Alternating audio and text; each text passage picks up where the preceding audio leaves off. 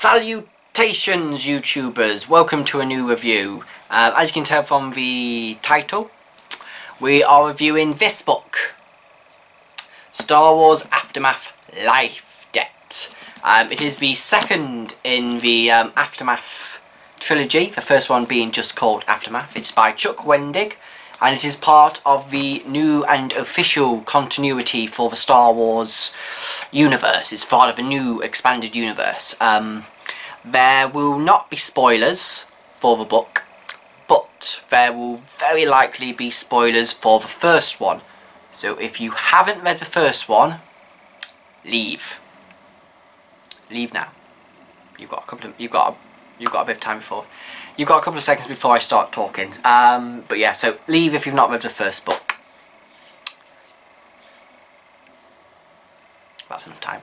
Right then, so Aftermath Life Debt. When it was first announced, I guessed it would be something to do with Han and Chewbacca and Chewbacca's homeworld, Kashyyyk.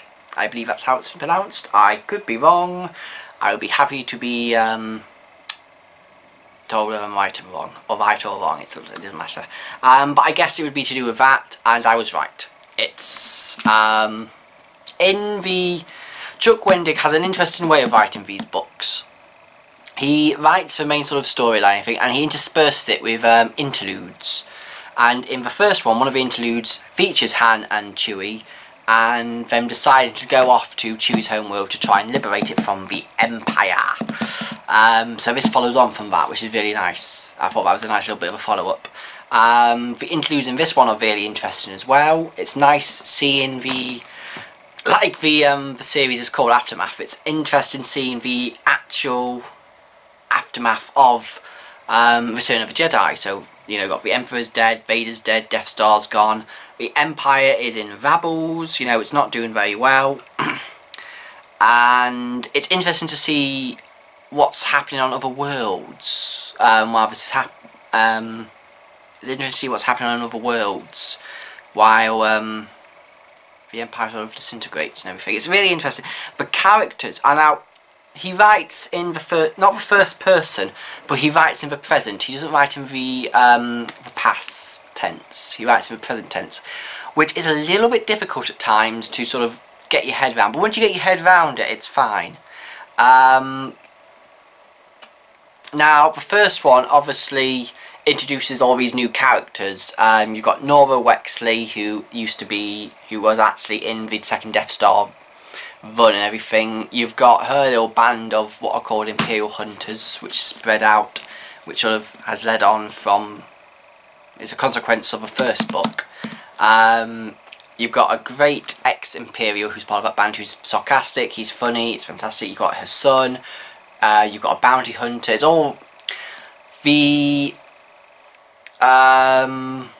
all those characters feel really fleshed out. They feel like they've actually got personality. It's really nice to see. You've got Admiral Ray Sloane, who is in charge of the Empire at this precise moment.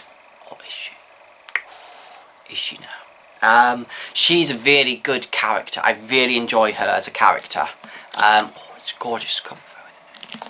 I really enjoy Admiral Sloane as a character. I think she's really well fleshed out. She's nicely created. I really like reading her stuff.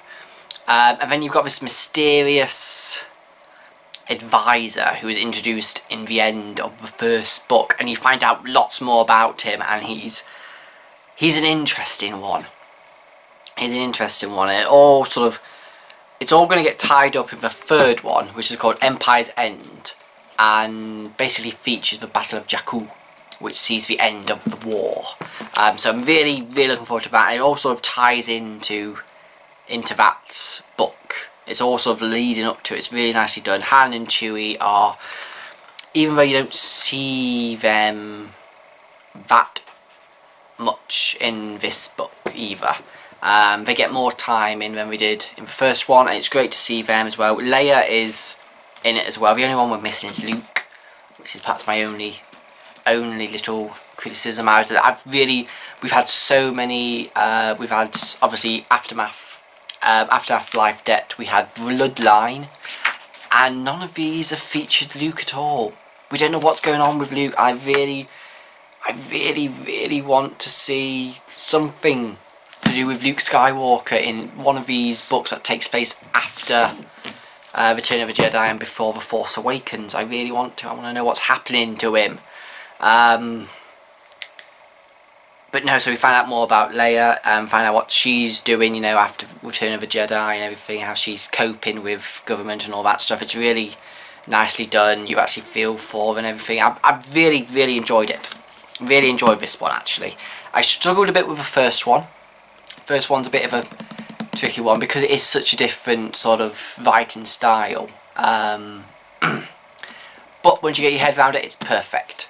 As you can see, lovely artwork. I really do like this artwork. I've seen people complaining about this artwork, saying it's a bit simplistic and a bit bland, but I really like it.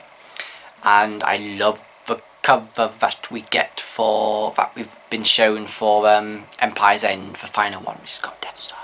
Not a Death Star. Star Destroyer, that's what I'm talking about. But no, really enjoyed it. Recommend you go and get it if you've not bought it yet. And you've bought the first one. If you bought the first one and you weren't really enamoured by it, I would definitely recommend you try the second one, the one that's just come out, Empire Life Debt, which I'm talking about now, simply because I think Chuck Wendig has definitely learned, taken on board some of the criticism that he got for the first one. In my opinion, the story feels more fleshed out, it feels better connected, the characters feel more alive.